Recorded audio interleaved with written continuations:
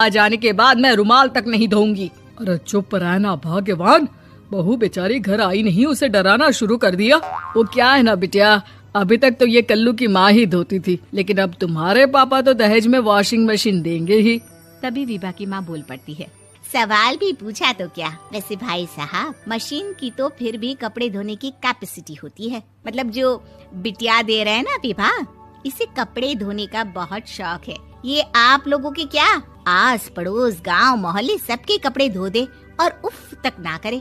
बाहर देखा नहीं आपने कितने कपड़े सूख रहे हैं, सब हमारी बिटिया ने ही तो धोए हैं। बस भी करो ना माँ, शर्म आ रही इतनी तारीफ सुनकर।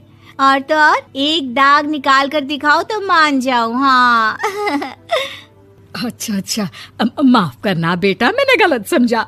हमें तो रिश्ता बहुत पसंद है। और ऐसे जुड़ जाता है रिश्ता कपड़े धोने का शौक रखने वाली विभा का। उसकी शादी हो जाती है कोयला फैक्ट्री में काम करने वाले कल्लू के साथ। शादी के बाद अचानक विभा चिल्लाती हुई सास के पास आती है। सासू माँ, अरे सासू माँ कहाँ है आप? ये तो धोखा है, धोखा दिया आप लोगों ने मुझे। इसे ससुर के चक्कर के बारे में पता चल गया। अरे तो उसमें तुझे क्यों धोखा मिला है? अरे नल में पानी नहीं आता, कपड़े कैसे कब धुलेंगे? अच्छा, तू पानी नहीं आ रहा उसकी बात कर रही है। तो आपने क्या सोचा? कुछ नहीं। अच्छा, तेरी माँ ने कहा था कि कपड़े धोने का शौक है तुझे, याद आया मुझे। शौक बोलकर कपड़े धोने वाले मेरे जुनून को कम ना आके सासू माँ, कपड़ा धोना मेरा गुरूर है।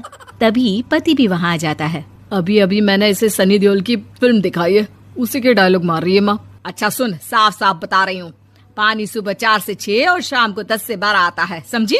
विभा टाइमिंग सुनकर हैरान हो जाती है। ये क्या भूतों का मोहल्ला है?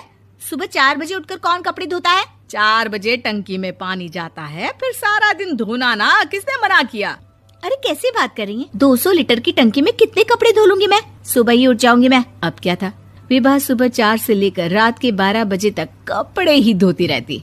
एक रोज सास पड़ोस से निकलकर कहीं जा रही होती है कि साथ वाली कहती है, हाँ कल्लू की माँ, जरा ये बताओ कि 2 साड़ी है, 2 ब्लाउज और एक पेटीकोट और एक नाड़े वाला लंबा कच्छा। हाँ तो?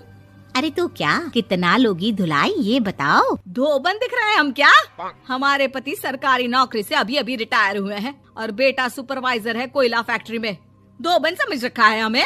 हाय रे कल्लू की अम्मा, माफ कर दो, वो तो मोहल्ले में यही सब बता रहे थे कि तुमने बहू को कपड़ा धुलवाने के काम में लगा दिया है। सास को पड़ोसन की बात सुनकर गुस्सा आ जाता है। वो घर पहुंचती है जहां घर के बाहर ही इतने सारे कपड़े सूख रहे होते हैं जितने कि किसी धोबन के घर पर। अरे ओ कल्लू की दुल्हन, बाहर निकल।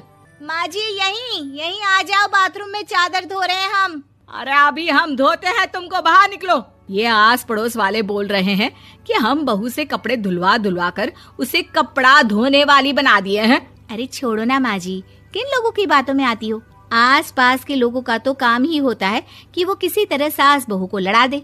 बहू सारे घर के कपड़े धोती है, ये क्या कम है? बोलिए। सास को भी लग जाता है कि वो बहू का ये सनकीपन नहीं छुड़वा सकती, इससे अच्छा है कि खुद ही चुप हो जाए। एक रोज सास और बहू मंदिर जाते हैं, जहाँ सास की साड़ी वहाँ खड़ी भीख मांगने वाली से मिलती है। माँ जी क्या बात है, आपकी साड़ी उस भिखारन से कितनी मिल रही है ना? हाँ देखो तो दोनों की साड़ी मिल रही है। क्या बात है कल्लू की अम्मा, तुम खुद को तो अफसर की बीवी बताती हो और ऐसी सिंपल सी प्लेन साड़ी पहनकर घूमती हो। सिंपल और प्लेन नहीं है ये साड़ी। तो क्या सोने के धागे से फूल बने हैं? कुछ भी सासू माँ, कुछ भी। हाँ बने थे इस साड़ी में सोने के धागे से फूल। मेरे पति लेकर आए थे मद्रास से स्पेशली मेरे लिए 10,000 की। ताहे भाई साहब इस भिखारन के लिए भी सेम टू सेम साड़ी लेकर आए होंगे 10,000 की।